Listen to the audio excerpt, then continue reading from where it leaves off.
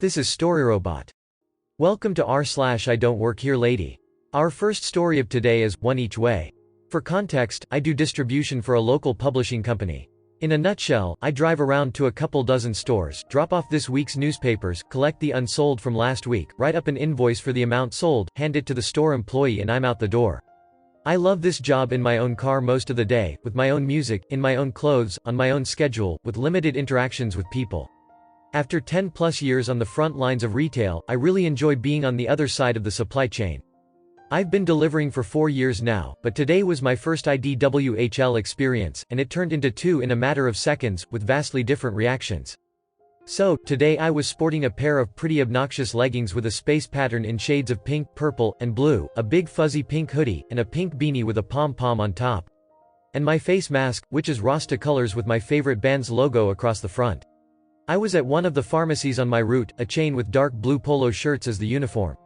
I was doing my thing by the little newsstand on the far side of the checkout counter, when a guy approached me and asked, "Hey, can you tell me if that sale on Pepsi is still going on?" I stood up from where I was squatting and faced him, said, "Oh, I don't know, actually, I don't work here. I work for Beep, I'm just dropping off the new Beep." He busted out laughing, said, "Oh my god, I'm so sorry. I actually used to work for Beep back in the day. I should have realized, I'm so sorry."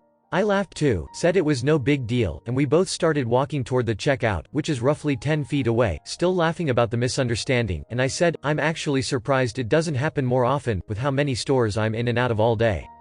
There was a lady standing at the checkout, looking like the textbook definition of cranky old lady. Worn-out quilted housecoat that she probably got from the Sears catalog in 1950, nose hanging over a dirty paper mask, scowly eyebrows.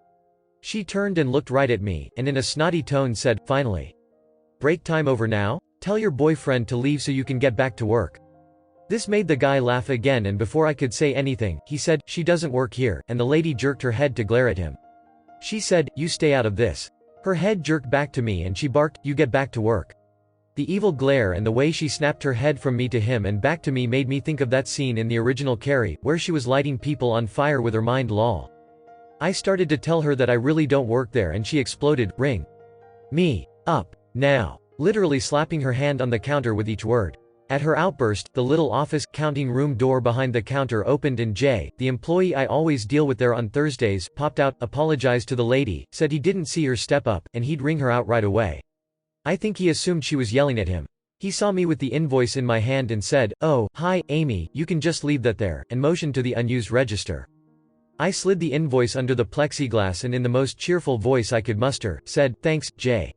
See you next week." And I turned and winked at the old lady before heading to the door.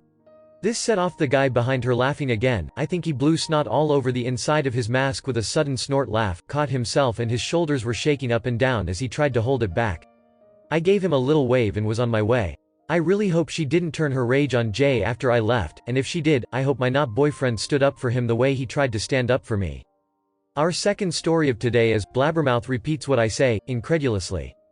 I am a vendor for a specific brand of grocery retail. Although I am stocking shelves at a given store with the brand of merch the brand makes, I am not employed by the store itself.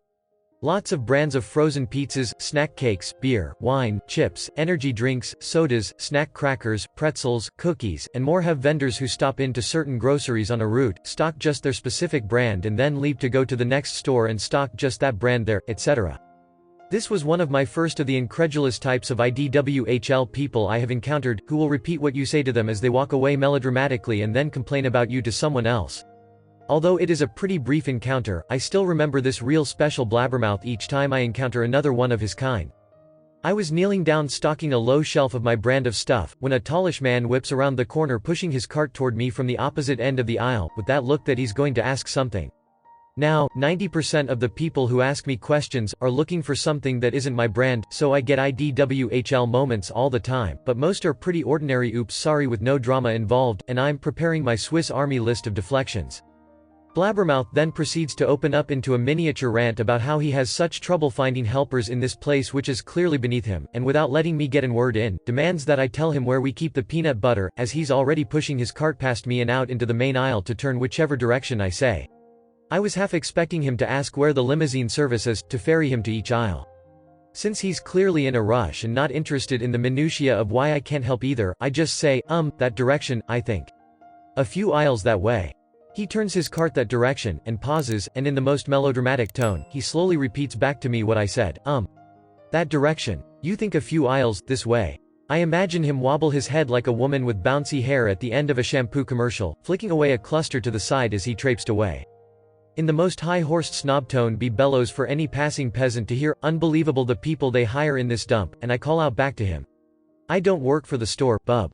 I later see him with a small entourage of actual employees crowded around him as his loud voice carries, and he catches eye of me and stops mid-sentence from his surely fascinating story, and then resumes his story in a much quieter tone. I catch the eye of a manager later, also still with him, as I'm leaving to hit my next route stop. The next day, that manager approached me when I came in that store for my stop again, and asked if I was rude to a tallish man with a loud voice. I explained our brief encounter, and the manager relayed that he himself had the honor of explaining what vendors are to Mr. Blabs, and not to worry about it, that these uppity types occasionally reduce themselves to stopping in among the heathen, to get whichever item their usual uppity store I stock those too is out of, and then proceed to trample the peasants in his path and raise fist and chin to the air for not getting flawless service. The manager told the Blabbermouth to treat all of the vendors just like any customer because they don't have knowledge of the store as they just stock their one section. With the way these incredulous types view the regular patrons as gutter trash already, that might not account for much, but cheers to him for sticking up for me at least. Our third and final story of today is, the day Karen gave me her bra. This happened a couple of years ago, back when I was 17 years old.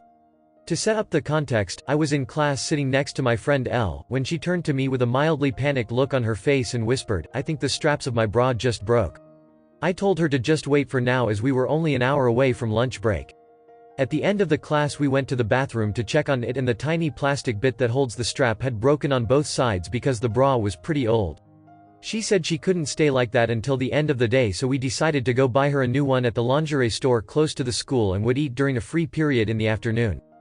A few minutes after we arrived at the store, Elle had chosen a few bras that fit her budget and went to try them on. As I was waiting for her and occasionally looking inside the fitting room to tell her my opinion on the bra she had on, I passed time by talking to the very nice employee who was working next to me on a small desk. She had the new collection on a pile to her right and would put a price tag on it before putting it to her left. After a while she left to put it on a shelf, and this is when I was left alone to meet Karen. Karen came out of the fitting room next to Elle's, her arms full of underwear. She looked around the small space we were in and spotted me immediately. She walked straight to me and shoved the items in my hands, making a white bra fall in the process. None of those fit, she said as if I was a disgusting insect crawling on the floor. Go put it back. I looked at her, lost. I don't work here, madam. Yes you do. I heard you talk to the other employee and you were giving advice to that other girl. Hearing that, Elle passed her head behind the curtain. She's telling the truth, she is my friend, we are just shopping, she said. Being your friend does not exempt her to do her job. Karen snapped back. It was getting annoying, so I took out my student card. See. I'm still in high school and a minor. I do not work here.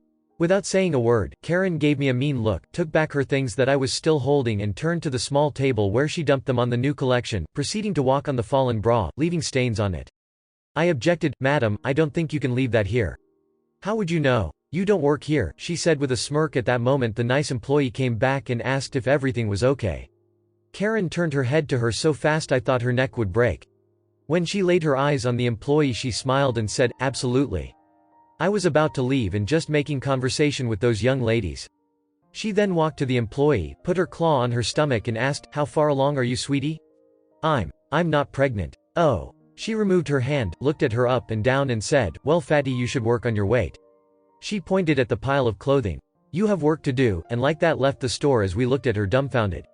Elle had already went back inside to put her clothes back on as she had made choice and therefore didn't hear Karen's final lines. I was waiting for her and looked at the nice employee. She was red in the face and asked me in a small voice if her skirt really made her look that fat. I told her she looked stunning and that Karen was just a mean jealous old bat and to ignore her. She smiled and thanked me. She then told me how much of a pain it would be to sort Karen's mess and allowed my friend to walk out with the new bra on, scanning it directly on Elle at the register. We went back to school and I told Elle what happened when she wasn't paying attention. It was the only time I was mistaken for an store seller, and honestly, it only made me have even more respect for them and what people put them through every day. Thank you for watching. Error. Problem detected. Not enough subscribers. Please subscribe, like and comment.